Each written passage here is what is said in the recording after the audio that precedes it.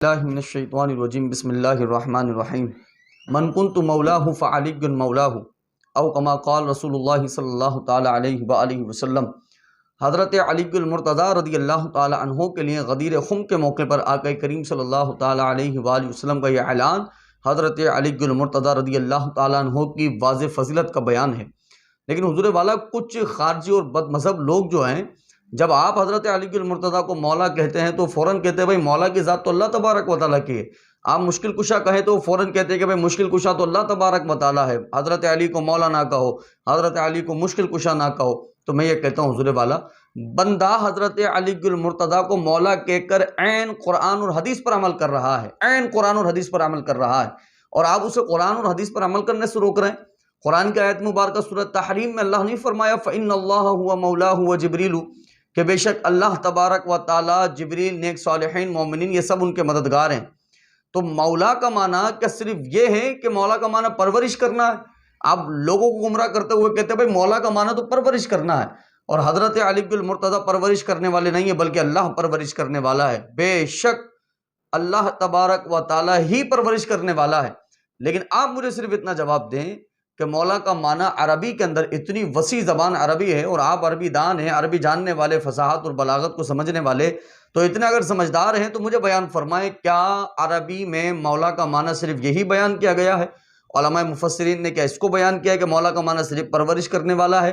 تو مجھے بیان فرمائیں پھر اس آیت کا مطلب کیا ہوگا کہ فَإِنَّ اللَّهَ هُوَ مَوْلَاهُ وَجِبْرِيلُ، کہ بے شک اللہ تبارک و تعالیٰ بھی پرورش کرنے والا ہے، جبریل بھی پرورش کرنے والے ہیں، نیک صالحین مومنین بھی پرورش کرنے والے ہیں آپ کے قول کے مطابق۔ پھر آیت کا مطلب تو یہ نکلنا ہے۔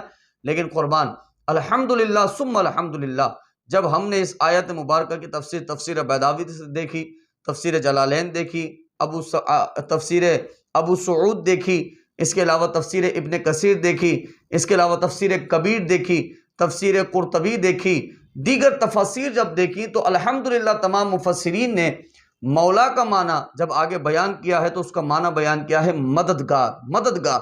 اور آیت کا ترجمہ بھی یہ ہے کہ بے شک اللہ مددگار ہے، جبریل مددگار ہے، نیک صالحین مومنین مددگار ہیں۔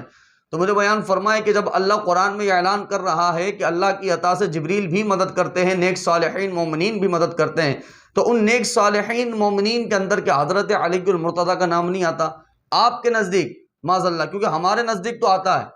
نیک صالحین مومنین کی سرداریت میں حضرت علی المرتضیٰ کا نام آتا ہے کہ آپ تو ان کے سردار ہیں، آپ تو ولایت تقسیم کرنے والے ہیں، آپ تو سب سے بڑے پیر ہیں الحمدللہ ثم الحمدللہ، کہ جنہوں نے پیروں کو پیر بنایا ہے، جنہوں نے ولایت کو تقسیم کیا ہے۔ ہمارے نزدیک تو حضرت علی جب نیک صالحین مومنین ہیں قرآن کی آیت کے مطابق، تو مطلب ان کو مولا کہنا، یہ قرآن کریم فرقان حمید پر عمل کرنا ہے۔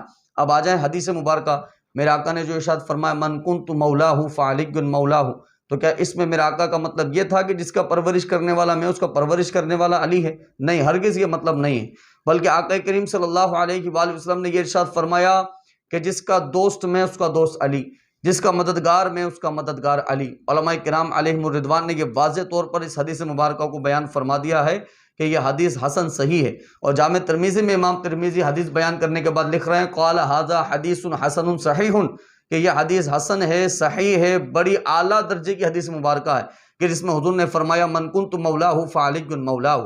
تو میرا عزیز دوستو الحمدللہ ثم الحمدللہ، عربی کی وسعت بڑی ہے، ایک معنی کے کئی ایک معنی آتے ہیں، ایک لفظ کے کئی ایک معنی آتے ہیں۔ تو مولا حضرت علی المرتضیٰ کو اگر ہم کہتے ہیں تو اس کا مطلب کیا ہے؟ اس کا مطلب حضرت علی مددگار ہے۔ اب یہاں آپ کہیں بھائی مدد کرتا تو اللہ کی ذات ہے، تو ہر معاملے میں پھر اللہ کی ذات مدد کرتی ہے۔ حضور والا آپ مجھے بیان فرمائے، آپ حضرت علی کو مولا نہیں کہتے، مشکل کشا نہیں کہتے، لیکن آپ لوگوں سے زیادہ کہ اپنے مدارس کے لیے چندہ مانگتے ہیں، حضور مدد کر دیجئے، غریب طلباء کے لیے مدد کر دیجئے، تعام کے لیے مدد کر دیجئے، ہمارا دارالعلوم بن رہا ہے اس کے لیے مدد کر دیجئے، مدد کر دیجئے، اللہ سے مانگیے آپ جا کے۔ آپ لوگوں کو مددگار سمجھ رہے ہیں، تو آپ وہاں پہ کیا کہتے ہیں حضور والا؟ مدد تو اللہ ہی کرتا ہے، لیکن اللہ نے مدد کا وسیلہ ان لوگوں کو بنا دیا ہے، یہ اللہ کی عطا سے مدد کرنے والے لوگ ہیں۔ آپ کا جواب یہ ہوتا ہے، تو ہمارا جواب بھی پھر یہی ہے کہ حضرت علی المرتضیٰ رضی اللہ تعالیٰ عنہ اللہ کی عطا سے مددگار ہیں، محمد رسول اللہ اللہ کی عطا سے مددگار ہیں۔ تو آج حدیث بالکل کلیئر ہے کہ من کنت مولاہ فعلی مولاہ، کہ میرے آقا نے فرمایا اللہ کی عطا سے جس کا مولا محمد ہے صلی اللہ علیہ وآلہ وسلم، اسی اللہ کی عطا سے اس کے مولا حضرت علی المرتضیٰ رضی اللہ عنہ بھی ہیں، یعنی مددگار ہیں، دوست ہیں۔ تو الحمدللہ ثم الحمدللہ، آپ حدیثیں پڑھتے ہیں لیکن جب آپ حدیث میں آپ دیکھیں کہ ہمارا مطلب واضح نہیں ہو رہا تو اس حدیث کو آپ یا تو لوگوں سے چھپا دیتے ہیں یا پھر ایک معنی لے لیتے ہیں، باقی تمام معنی کو پس پشت ڈال دیتے ہیں۔ اب عام بندہ آپ کی محفل میں بیٹھنے والا اسے کیا پتا کہ مولا کے کتنے معنی آتے ہیں؟ لیکن آپ تو دیانت داری سے کام لیں نا، آپ تو امانت داری سے کام لیں۔ آپ کیوں خیانت کرتے ہیں احادیث مبارکہ کے اندر؟ احادیث کے الفاظ کے اندر کیوں خیانت کرتے ہیں؟ آپ واضح کریں اپنی قوم کو کہ یہاں پر مولا سے مراد مددگار ہے، اور اگر ہم اہل سنت و جماعت مولا کہتے ہیں تو یہ شرک نہیں کر رہے، یہ غلط نہیں کر رہے، بلکہ ان کا عقیدہ ہے کہ مولا اللہ ہی کی ذات ہے، حقیقتاً مدد کرنے والا اللہ ہی ہے، بالذات مدد کرنے والا اللہ ہی ہے۔ لیکن اللہ کی عطا سے ابو بکر صدیق بھی مولا ہیں، حضرت عمر فاروق بھی مولا ہیں، حضرت عثمان غنی بھی مولا ہیں، حضرت علی المرتضیٰ بھی مولا ہیں۔ یہ سب کے سب اللہ کی عطا سے مددگار ہیں، سب کے سب دوست ہیں، اللہ کے بھی دوست ہیں، محمد رسول اللہ کے بھی دوست ہیں۔ اور یہی بات مشکل کشا کے لیے ہے، یہ سیم بات جو میں نے ابھی کی ہے، یہی بات مشکل کشا کے لیے ہے۔ مشکل کشا اللہ ہی کی ذات ہے، بالذات ہی اللہ مشکلوں کو دور کرتا ہے، لیکن اللہ نے مشکلوں کو دور کرنے کا وسیلہ حضرت علی المرتضیٰ رضی اللہ تعالی عنہ کو بنا دیا ہے۔ اور میں وہ حدیث مبارکہ جو حضرت عمر فاروق رضی اللہ تعالی عنہ نے آپ نے بالکل واضح طور پر یہ اعلان فرما دیا ہے کہ آپ نے فرمایا اے میرے رب، جس مشکل کا حل علی کے پاس نہ ہو ایسی مشکل سے ہم پناہ مانگتے ہیں، جس مسئلے کا حل علی کے پاس نہ ہو ایسے مسئلے سے ہم پناہ مانگتے ہیں۔ کیسے مشکل کشا ہیں کہ اگر کوئی شرعی مسئلہ پیش آ جائے تو بھی علی المرتضیٰ مشکل کشا ہیں، کوئی دیگر کوئی خلافتی امور کے معاملے میں کوئی مسئلہ پیش آ جائے تو مشکل کشا علی المرتضیٰ ہیں۔ یہ کس نے سکھایا ہے؟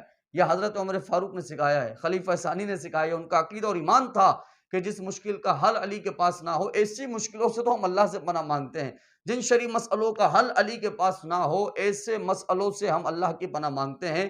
تو مسئلوں کے حل کرنے والے کو مشکل کشا کہا جاتا ہے، مشکل مسئلے کو حل کرنے والے، مشکل معاملات کے حل کرنے والے کو مشکل کشا کہا جاتا ہے، غریبوں کی یتیموں کی مدد کرنے والے کو مشکل کشا کہا جاتا ہے، بیواؤں کی بے سہاروں کی مدد کرنے والے کو مشکل کشا کہا جاتا ہے۔ تو بیان کریں نا، ساری زندگی حضرت علی المرتضیٰ رضی اللہ تعالیٰ عنہ اپنی حیاتی میں مشکل کشا رہے، تو آج مشکل کشا کیسے نہیں ہوں گے؟ آج بھی مشکل کشا ہیں اور قیامت تک مشکل کشا رہیں گے۔ بات فقط اتنی ہے کہ جن کو حدیث مبارکہ سے واقعی محبت ہوتی ہے نا، اور حضور کی سنتوں پر عمل کرنے کا جذبہ ہوتا ہے اور حدیث مبارکہ کو سمجھنے کی صلاحیت ہوتی ہے، تو وہ حدیث کو سمجھتے ہیں، حدیث پڑھ کے خود گمراہ نہیں ہوتے، نہ ہی لوگوں کو گمراہ کرتے ہیں۔ تو عقل کے ناخن لیں، حضرت علی المرتضیٰ اللہ کی عطا سے مولا ہے، اللہ ہی مولا ہے، اللہ ہی مددگار کرتا ہے، یہ ہمارا عقیدہ ہے، اللہ ہی سب کی مدد کرتا ہے، یہ ہمارا عقیدہ ہے۔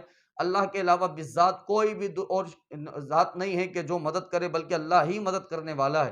لیکن اللہ اپنی عطا سے اگر کسی کو مدد کرنے کی طاقت عطا فرما دے تو اس میں ہم اسے تسلیم کر لیتے ہیں، اس میں پھر ہم اعتراض نہیں کرتے۔ ہمیں معلوم ہے کہ اللہ نے اس کو مدد کرنے کا وسیلہ بنایا ہے اور طاقت عطا فرمائی ہے۔ اللہ رب العزت ہم سب کو ہدایت کے راستے پر قائم و دائم رہنے کی توفیق نصیب فرمائے۔